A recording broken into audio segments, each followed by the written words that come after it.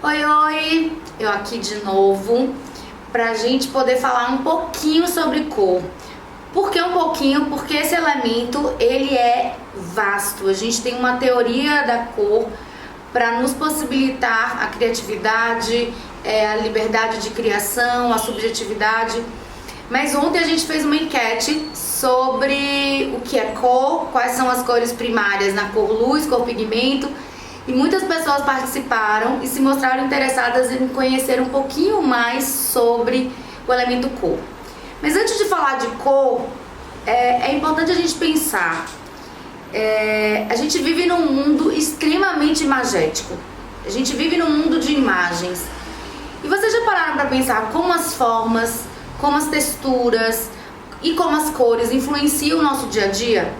A gente está agora aqui mesmo, eu estou rodeada de cores, rodeada de formas, e como isso acaba interferindo no meu jeito de ser, no meu jeito de agir, no meu jeito de pensar. É exatamente isso que acontece com os elementos da linguagem visual.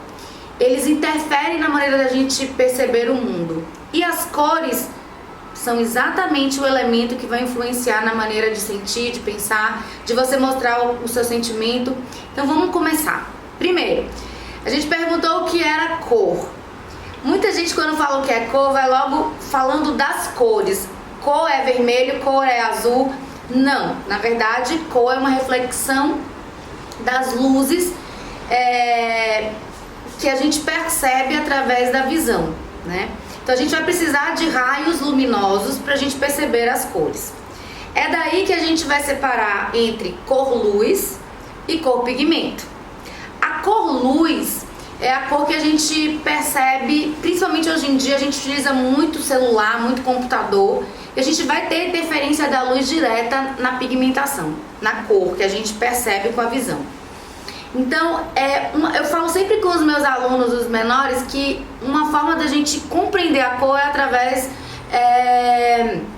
muito forte do arco-íris, né? Então, quando tem um arco-íris, é exatamente quando chove e os raios solares, os raios de luz, na verdade, conseguem fazer com que a gente perceba as cores. Então, vamos lá. A gente perguntou qual era a primária de cor luz. Então, quando a gente vai no teatro, a gente vê as cores projetadas, é óbvio que ali nos PCs a gente não vai ter uma gama, uma palheta de cores enorme. Então, eles usam as primárias, principalmente para poder gerar as cores. Então, quais são as cores primárias luz? A gente fala RGB, que vai ser justamente o verde, o vermelho e o azul. Essas cores, quando se misturam, formam as outras, tá? E tem uma coisa interessante que muitas pessoas não sei se já aconteceu com vocês. Às vezes vocês fazem um trabalho no computador ou fazem um cartão de visita, enfim, um trabalho que está no computador ou está no celular, e quando você vai imprimir muda. Por que isso acontece? Você já se perguntou? É porque você está vendo no celular a cor luz, e quando você imprime é a cor pigmento. Nós artistas usamos muito hoje em dia a cor luz e a cor pigmento. E o que é cor pigmento? Tudo que pode se transformar em cor, em pigmentação, a gente fala que vai poder nos ajudar a construir tinta. É diferente, cor é uma coisa, tinta é outra, tá? Mas de onde vem isso, né? Lá no Paleolítico, a gente já percebia a intenção de fazer imagem, e essa intenção foi sendo construída através das pigmentações da terra, até do sangue, né? Então eu tenho aqui, por exemplo, o café. Esse café é natural, e se eu pegar esse pozinho aqui e eu esfregar sobre um papel, eu vou ter, né, uma pigmentação, uma cor. Só que essa cor ela fica bem clarinha, e a gente não tem uma liquidez para poder trabalhar. Então foi aí que surgiu, então esse pigmento fica bem clarinho, a gente vai soltando. Então foi se construindo uma maneira de se trabalhar com esse pigmento, e aí surgiu a tinta. Então se eu pegar esse pigmento e eu misturar com água, o que vai acontecer? Você já se perguntou isso? E se eu misturar com cola? Mas em casa eu não tenho tinta. Você pode fazer com materiais orgânicos, né? Cúrcuma, beterraba, cebola, enfim, a gente tem uma gama enorme de pigmentos. E como esse estudo foi acontecendo? Através da retina, através do efeito óptico, o cérebro ele percebe essa reflexão da luz, né? E interpreta justamente quando a luz incide nos objetos. Ou ela vai captar esses raios e ela vai incidir esses raios, que é o que a gente acaba percebendo, tá? Então o objeto ele absorve e ele reflete luz. Então é assim que a gente percebe. Essa aula, gente, a gente pode conversar, passar dias e noites e dias conversando sobre isso. Mas o que acontece?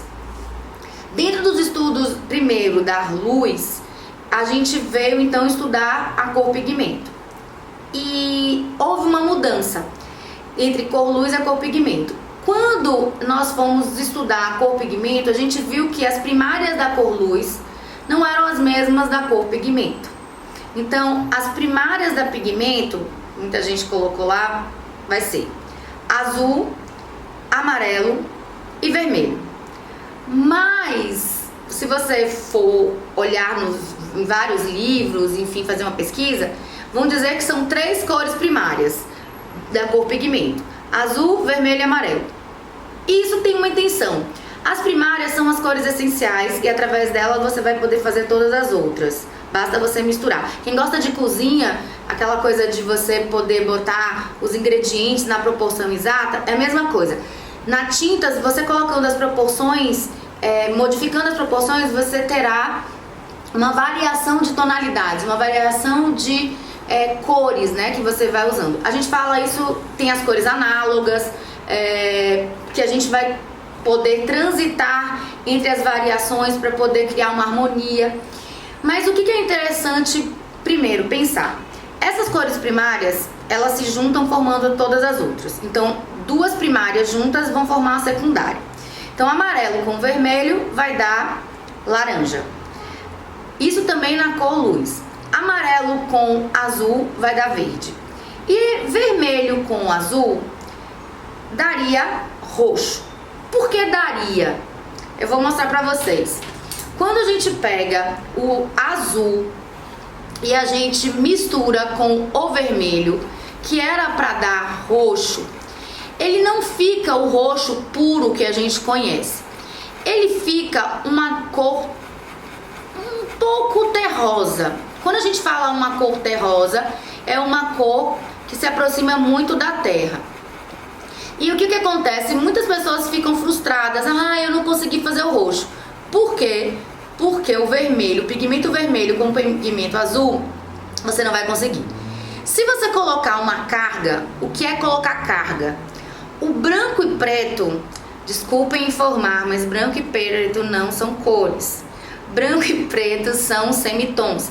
Ou algumas pessoas chamam de cores neutras, né? Por que cores neutras? Porque na verdade elas vão servir para clarear, escurecer. Elas neutralizam a harmonia da cor, né? E elas são usadas justamente para a gente poder criar mudanças tonais. Então, se eu colocar uma carga, eu vou começando a clarear e aí eu tenho uma tonalidade que a gente chama de análoga desse roxo, mas não é o roxo.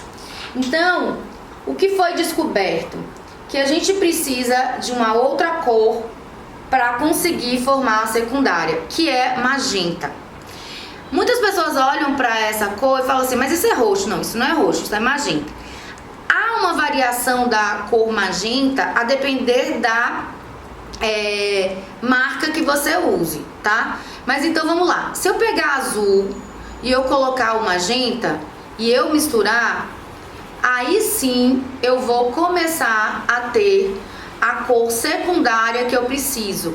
Olha a diferença entre o vermelho, o azul e o vermelho, vermelho e azul e o magenta e azul.